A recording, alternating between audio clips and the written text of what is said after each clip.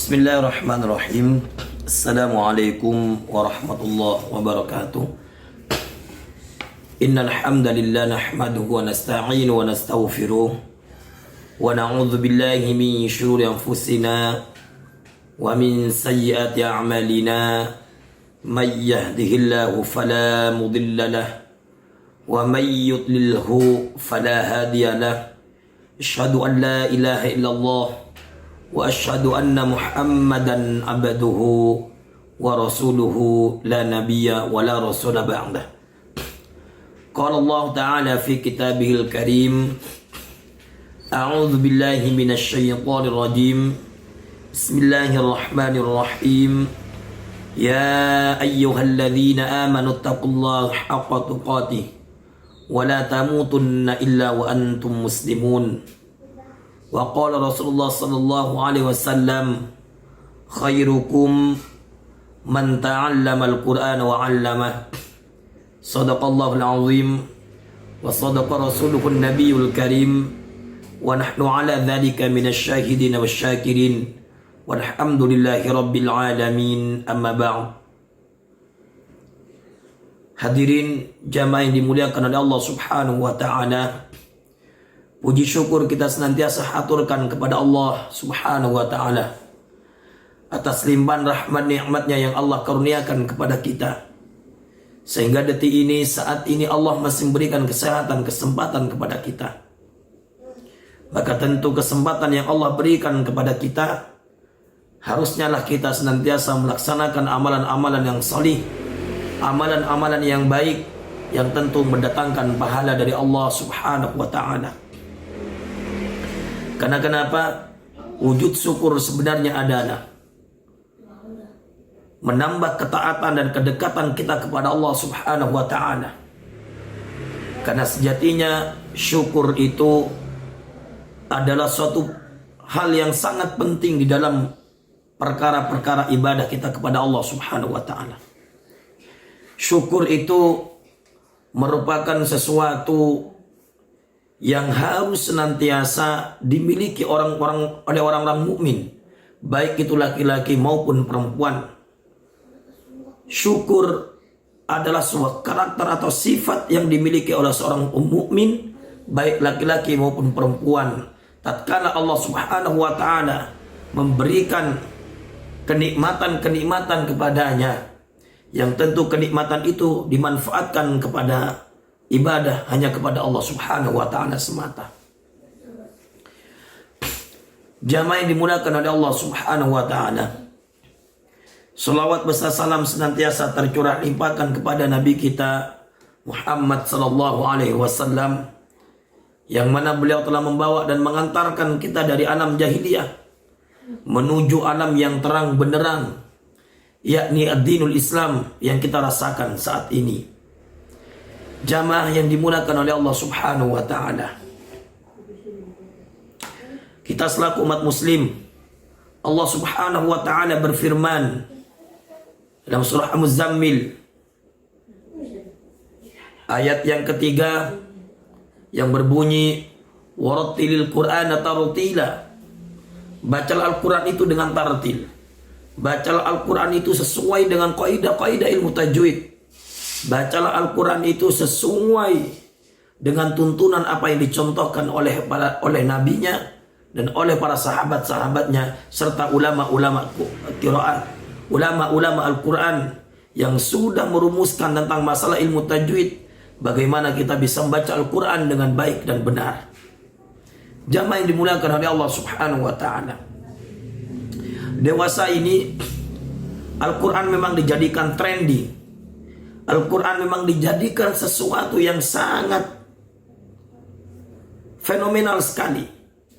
Al-Quran dijadikan sebagai ikon. Namun Al-Quran itu tidak cuma hanya sekedar menjadi ikon. Al-Quran tidak hanya menjadi sekedar yang menjadi nilai tawar bagi kita, tetapi jauh daripada itu, lebih daripada itu, bahwa Al-Quran itu adalah pesan-pesan yang Allah berikan kepada kita agar kita menjadi hamba-hamba yang bertakwa kepada Allah Subhanahu wa ta'ala. diturunkannya Al-Quran kepada Nabi Muhammad SAW sebagai petunjuk bagi umatnya, agar umatnya tidak tersesat, agar umatnya selalu berada di jalan yang baik, selalu berada di jalan yang benar. Jamaah yang dimuliakan oleh Allah Subhanahu wa Ta'ala, kewajiban kita selaku umat Islam, kewajiban kita selaku orang yang beriman kepada Allah Subhanahu wa Ta'ala, kewajiban kita selaku orang yang beriman kepada Allah, beriman kepada kitabnya Allah Subhanahu wa Ta'ala, yakni Al-Quranul Karim, maka sepatut dan selayaknya kita membaca Al-Quran, mentadabburi Al-Quran, mengamalkan nilai-nilai yang terkandung dalam Al-Quran dalam kehidupan kita sehari-hari, dan hal itu adalah wujud kecintaan kita kepada Allah dan Nabi-Nya, dan wujud keimanan kita kepada Allah dan kitabnya. Maka daripada itu jamaah yang dimuliakan oleh Allah Subhanahu wa Ta'ala, salah satu juga kewajiban kita, sebagaimana tadi disampaikan dalam Al-Quran, waratil Qur'ana tartila, bacalah Al-Quran itu dengan tartil. Maka daripada itu jamaah yang dimuliakan oleh Allah Subhanahu wa Ta'ala, sungguh sangat miris sekali bagi seorang yang beriman kepada Allah dan Rasulnya, orang yang beriman kepada kitabnya, yakni Al-Quranul Karim, tetapi mereka tidak mampu membaca Al-Quran dengan baik. Mereka tidak mampu membaca Al-Quran sesuai dengan kaidah-kaidah mutajwid, yang tentu menjadi pertanyaan jamaah yang dimuliakan oleh Allah Subhanahu wa Ta'ala.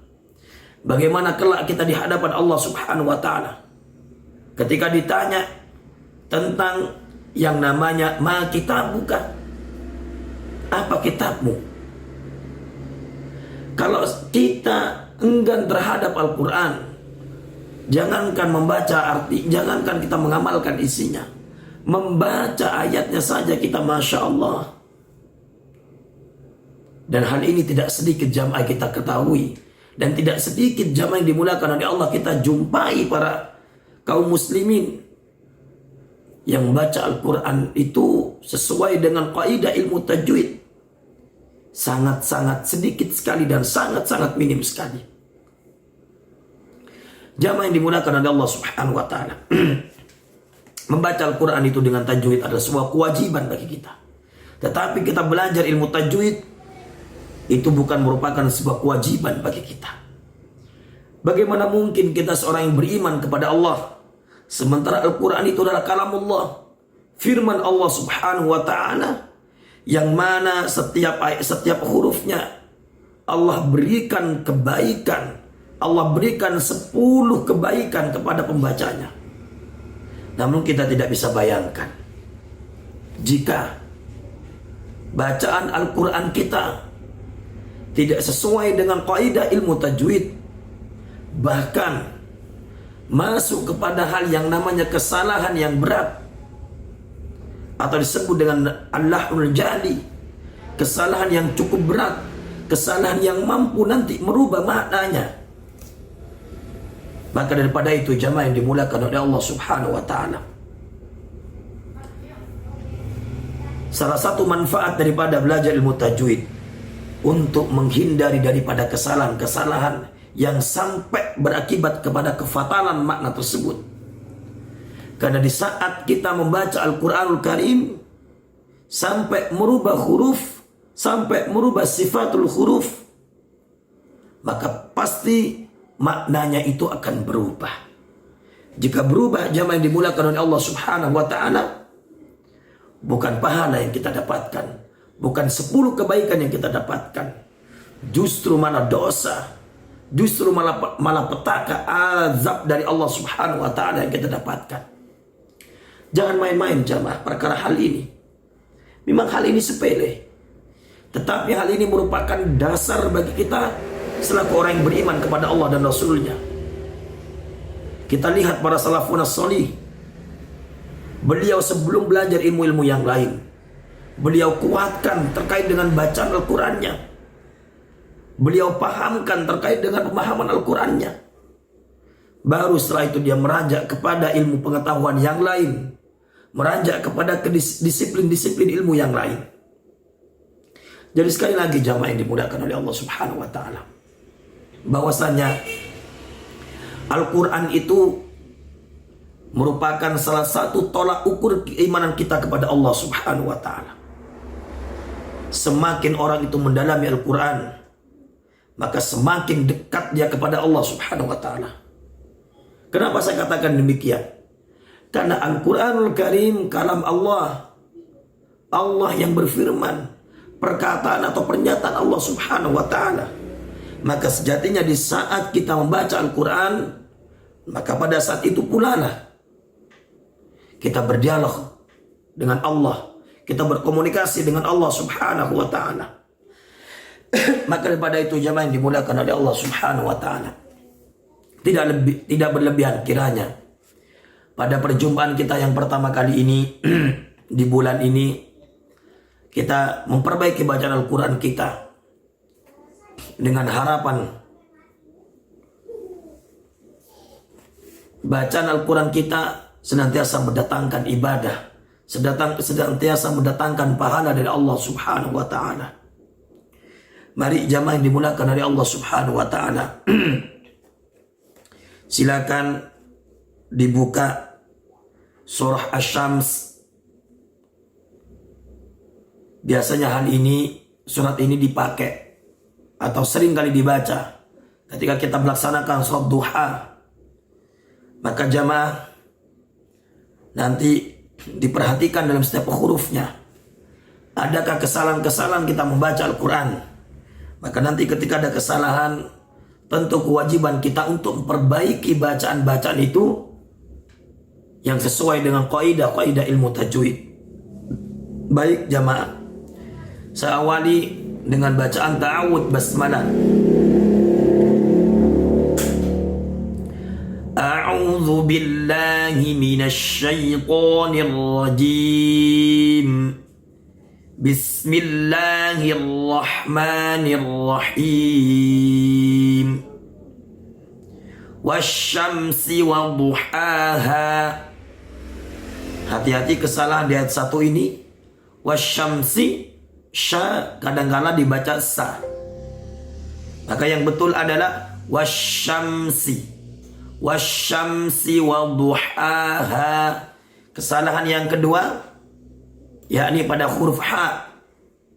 Ya. Ha terkadang kita membaca dengan bacaan ha. Wadduhaha. Nah, ini disebut dengan kesalahan jali, kesalahan yang berat, kesalahan yang mampu merubah terkait dengan makna. Maka perhatikan ayat yang pertama, yakni yang pertama adalah asya. Shin itu harus dipenuhkan dalam mulut kita. Wasyamsi wadduha ha ha, baru ha yang kedua ditekan. Saya ulangi.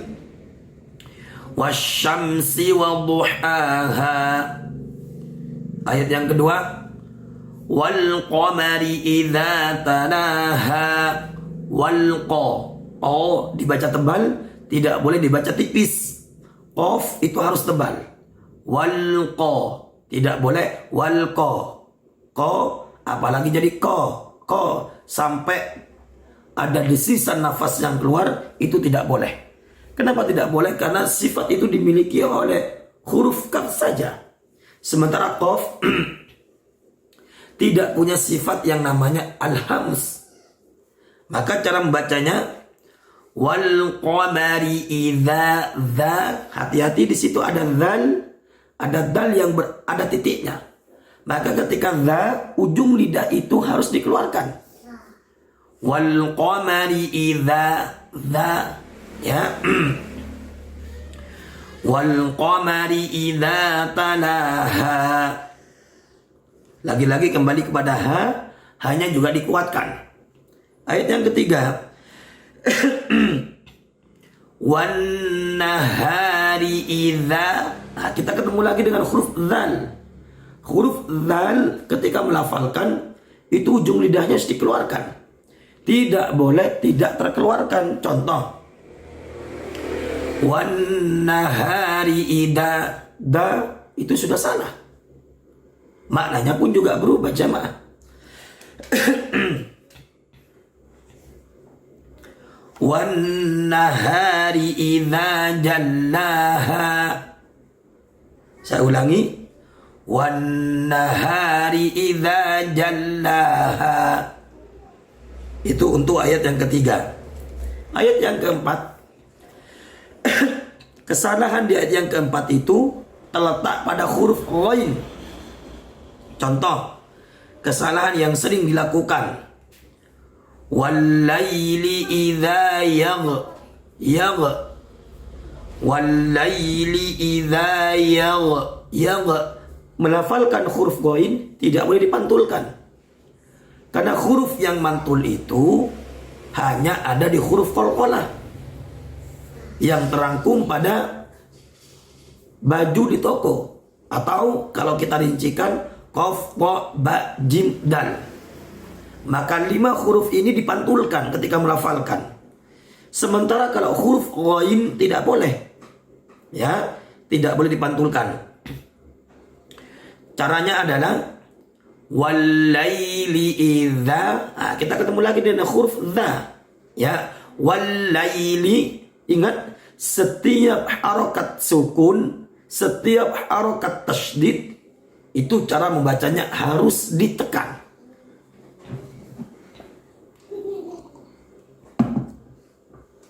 Sekali lagi, setiap huruf yang berharokat sukun, setiap huruf yang berharokat tasydid, itu cara membacanya harus ditekan. Contoh, wal-laili idza yaghshaha. Tidak boleh dibaca yaghshaha. Ya. Saya ulangi, wal-laili idza yaghshaha. Oke. Ayat yang kelima. Kalau ayat yang kelima ini insyaallah aman, karena tidak ada huruf yang agak sulit, ya. Huruf-huruf yang ada di ayat 5 ini gampang. Was-samaa'i wa ma banaha. Hanya saja pada ma itu panjangnya menjadi 2 ayunan. Ma itu panjangnya 2 ayunan, ya. Atau disebut dengan mad yang namanya mad wajib mutasil.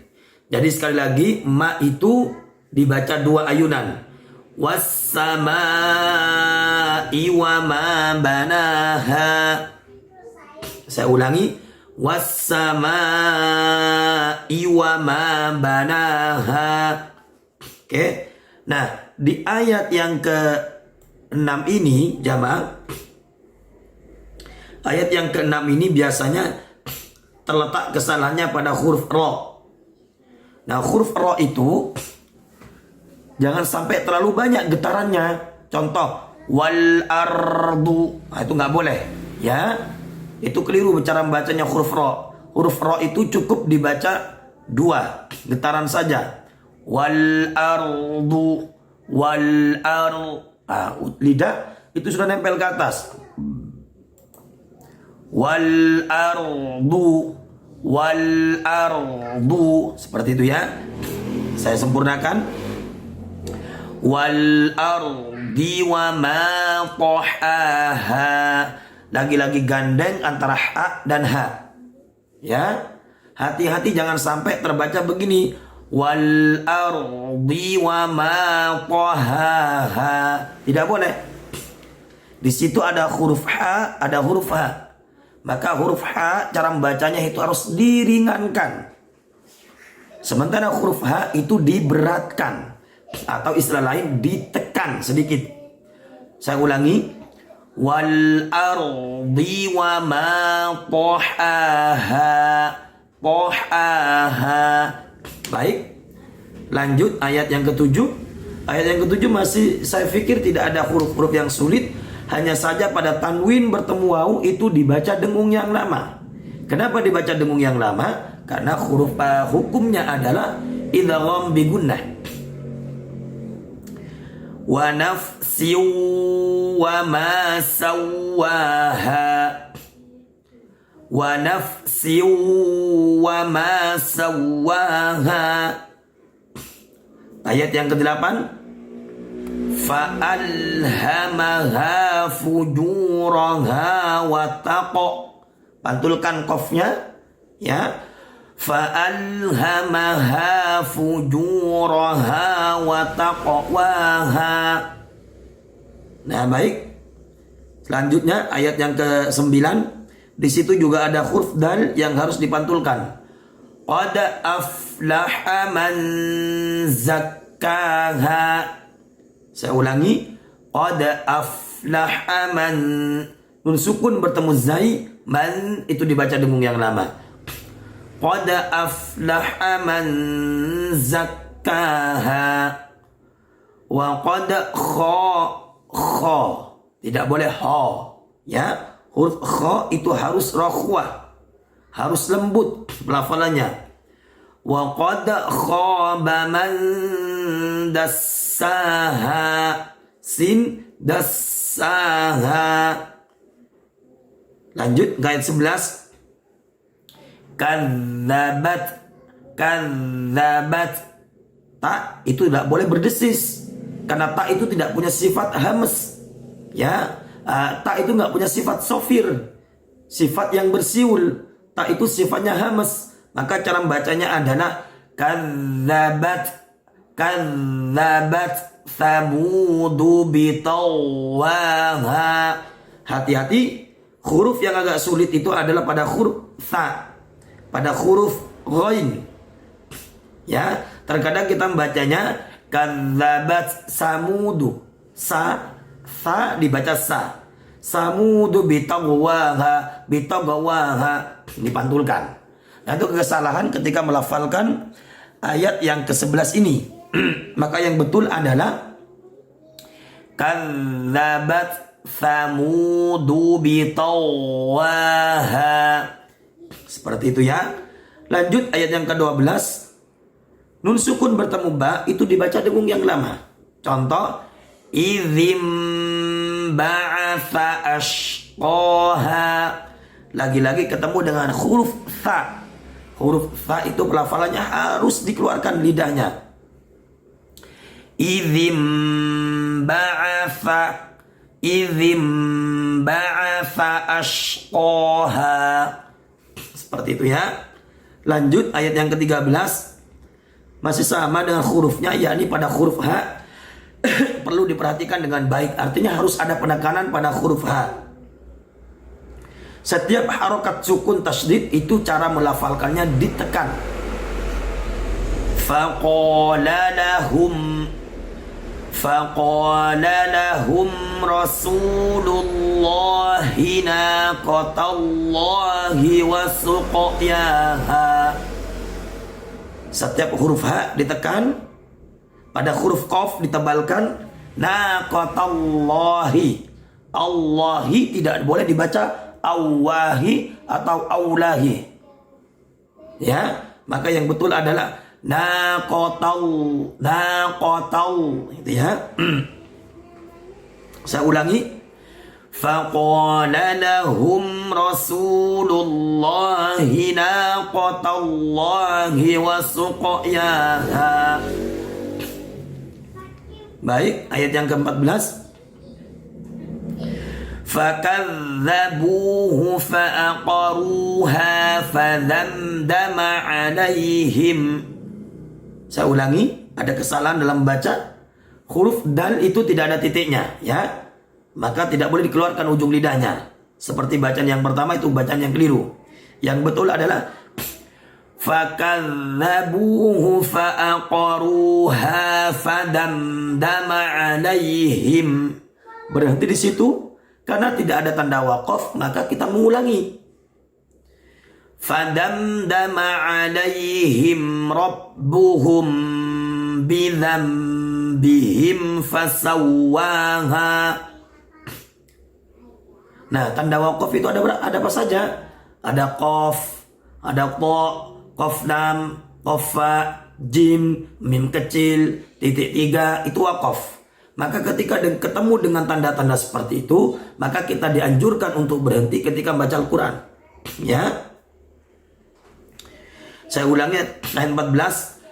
fakadzabuhu fa'aqaruha fadamdama alaihim.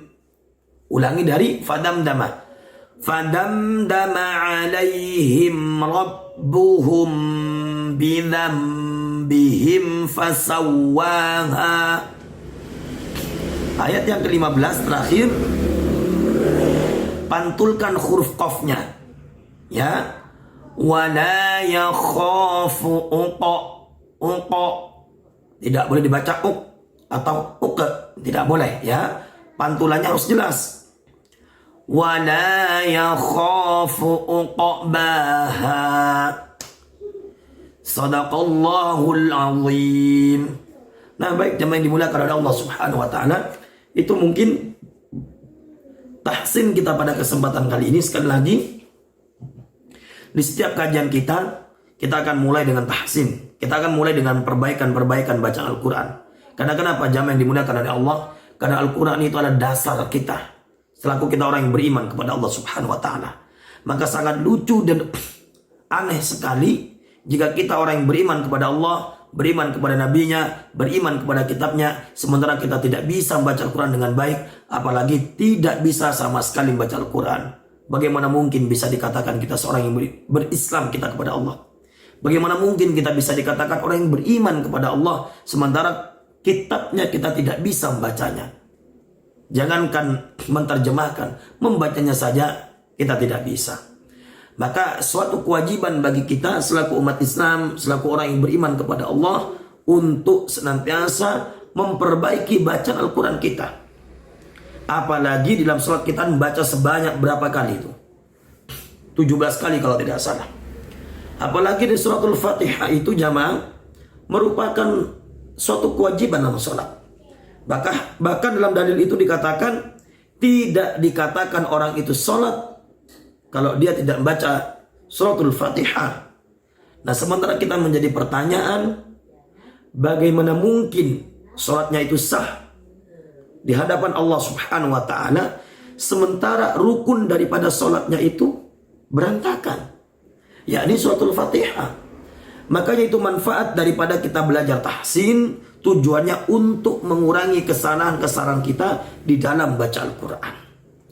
Jamaah yang dimuliakan oleh Allah Subhanahu wa taala, surah Asy-Syams ini menceritakan tentang kepada kita bagaimana pentingnya terkait dengan waktu yang Allah berikan kepada kita. Wasyamsi wadduhaha, demi matahari dan cahaya yang di pagi hari. Wal qamari idza talaha, dan bulan apabila mengiringinya. Wan nahari idza jallaha, dan siang apabila menampakkannya.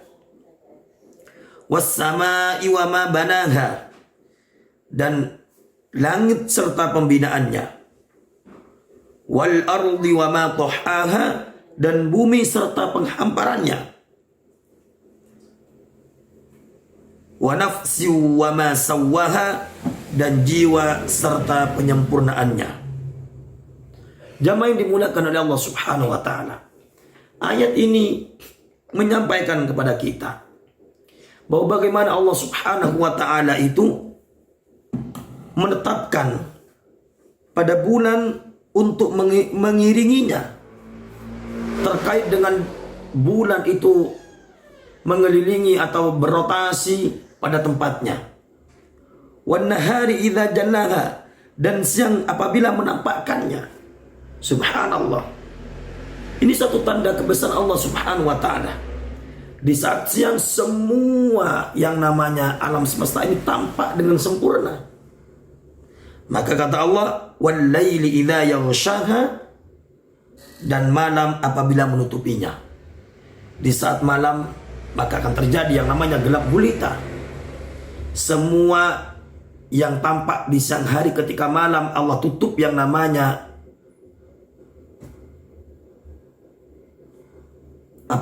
penerangan itu, yakni matahari ditenggelamkan oleh Allah, diganti dengan yang namanya malam.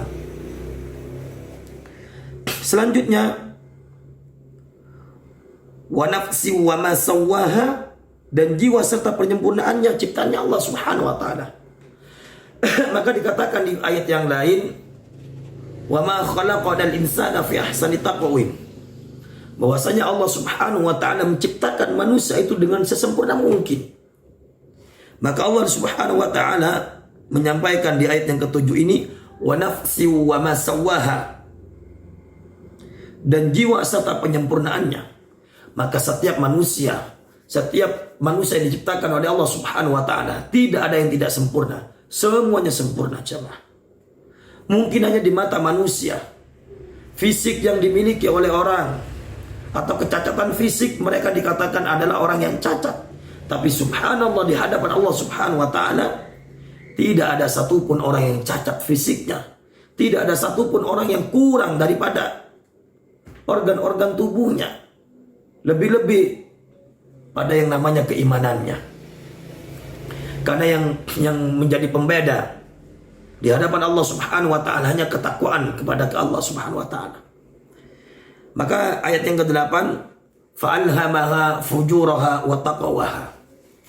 Maka di sini Allah Subhanahu wa taala mengilhamkan dua hal, yakni kefasikan, fujur atau ketakwaan. Fujur itu adalah kesesatan atau kefasikan, wa taqwaha, dan ketakwaan kepada Allah Subhanahu wa taala. Maka di dalam diri manusia itu ada dua hal. Jika kita senantiasa dekat kepada Allah, maka ketakwaan itu akan menjadi dominan di dalam dirinya.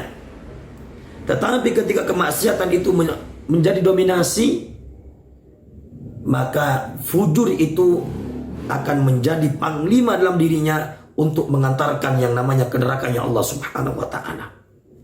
Jamaah yang dimuliakan oleh Allah Subhanahu wa taala. Maka di sini ada ayat yang cukup menarik bagi kita semuanya, yakni pada ayat 9, qad aflaha man zakkaha, sesungguhnya beruntunglah orang-orang yang mensucikan jiwa itu. Artinya beruntung orang-orang yang senantiasa mengikuti yang namanya ketakwaannya. Maka beruntung orang yang senantiasa mendekatkan dirinya kepada Allah.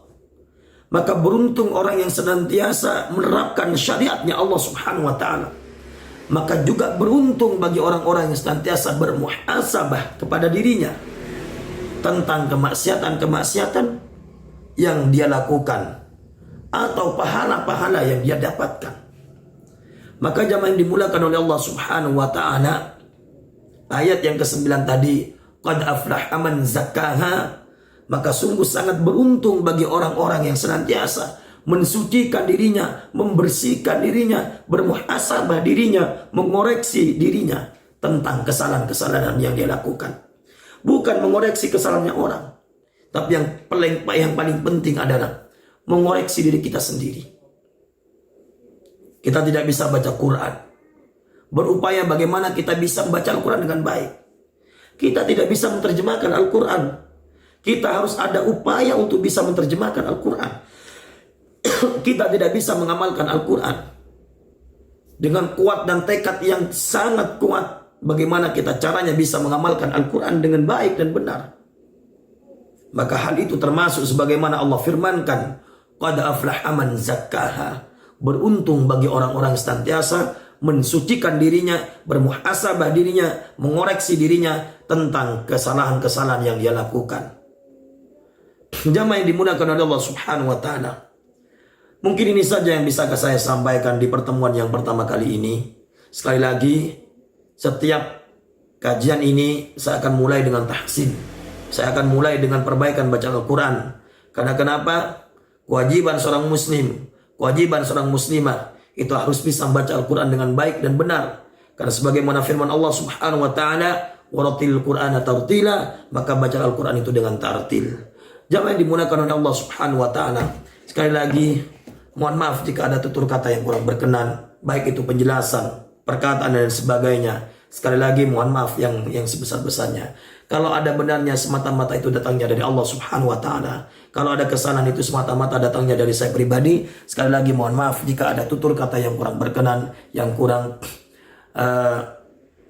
berkenan di hati panjenengan semuanya, atau penjelasan yang kurang berkenan di hati panjenengan semuanya, sekali lagi mohon maaf yang sebesar-besarnya. Mudah-mudahan kita senantiasa dipanjangkan usianya oleh Allah Subhanahu wa taala. Mudah-mudahan kita semuanya diberkahi oleh Allah Subhanahu wa taala. Mudah-mudahan anak kita, istri kita, kedua orang tua kita senantiasa dalam lindungan Allah Subhanahu wa taala, dipanjangkan usianya. Bagi kedua orang tua kita atau keluarga kita yang sudah mendahului, mudah-mudahan Allah Subhanahu wa taala mengampuni dosa-dosanya, dilapangkan kuburnya, dijauhkan dari siksa kuburnya, dan mudah-mudahan anak kita menjadi anak-anak yang solih, menjadi anak yang solihah, menjadi anak yang hafidhah. Mudah-mudahan panjenengan semuanya senantiasa dalam lindungan Allah Subhanahu wa taala, disehatkan selalu oleh Allah Subhanahu wa taala. Mudah-mudahan setiap keringat yang panjenengan kucurkan mudah-mudahan mendapatkan nilai ibadah kepada Allah Subhanahu wa taala. Mudah-mudahan panjenengan pengabdiannya melalui Bayangkara senantiasa mendapatkan ridha dari Allah Subhanahu wa taala. Mudah-mudahan kita senantiasa menjadi hamba-hamba yang dicintai oleh Allah, hamba-hamba yang senantiasa selalu dalam lindungan Allah Subhanahu wa taala. Sekali lagi terima kasih banyak atas perhatiannya, dan mohon maaf atas segala kurangan dan kekhilafannya. Kita akhiri perjumpaan atau pertemuan kita pada kesempatan kali ini.